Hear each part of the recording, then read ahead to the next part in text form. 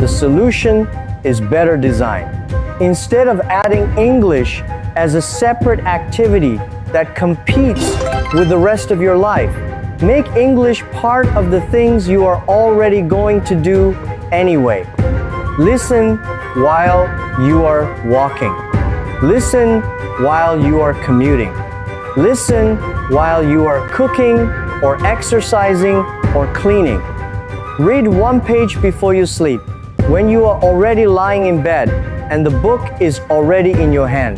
Speak for 5 minutes when you wake up, while you are still in bed, before the day begins. The activities are already happening. The only change is that English is now inside them. This is how habits become impossible to ignore. Not through willpower, through design. Small actions, built into the structure of a day that is already happening, repeated consistently over months and years, create transformation that no intensive weekend study session can match. And I want to address something that many learners feel but rarely say directly. They feel lonely practicing alone. They think, if I do not have a conversation partner, if I do not have someone to practice with, I cannot really improve my speaking. And I want to challenge that belief, because some of the most effective speaking practice in the world happens when no one else is present.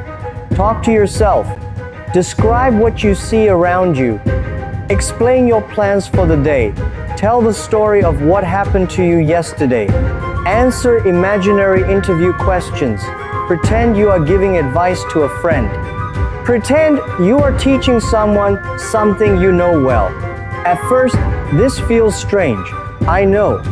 Most new things feel strange at first, but strange becomes normal faster than you expect. And more importantly, this kind of practice builds something very specific. It builds the habit of producing language, of reaching for words and putting them together without the pressure of another person waiting. And then record yourself. I know most people hate hearing their own voice. That discomfort is exactly the reason to do it. When you listen to yourself speak, you notice things you cannot notice in the moment of speaking. You hear where you hesitate. You hear where your pronunciation needs work. You hear where a sentence lost its direction. And most importantly, after a few months, you hear improvement.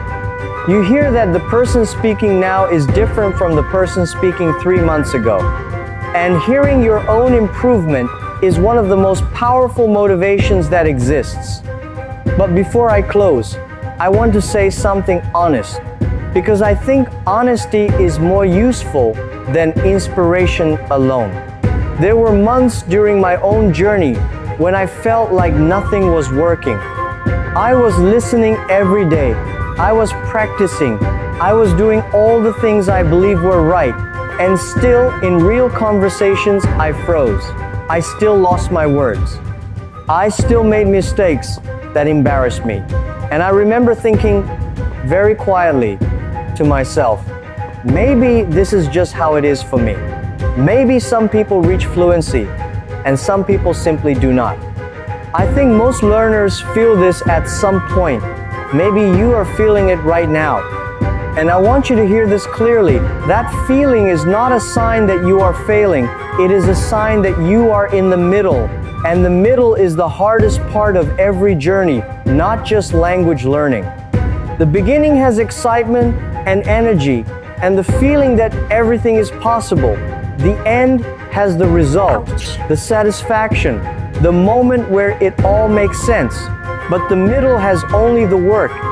No excitement, no result yet, just the daily decision to continue. The people who reach the end are not the most talented. They are simply the people who kept making that decision through the middle, on the days when nothing felt like it was working, on the days when stopping felt completely reasonable. Those are the days that define the journey. And if you are in one of those days right now, I want you to know that the roots are still growing, even when you cannot see them. Let me close with something that I think is true about language learning. and also true about almost everything else that matters in life. Most life-changing opportunities do not arrive with a warning. They appear unexpectedly. A conversation you did not plan for, a meeting with someone important, a moment where someone asks you a question and your answer matters. And in that moment, what determines the outcome is not what you studied the day before. It is everything you built in all the days before that moment arrived. This is why I encourage you to stop asking, how quickly can I become fluent?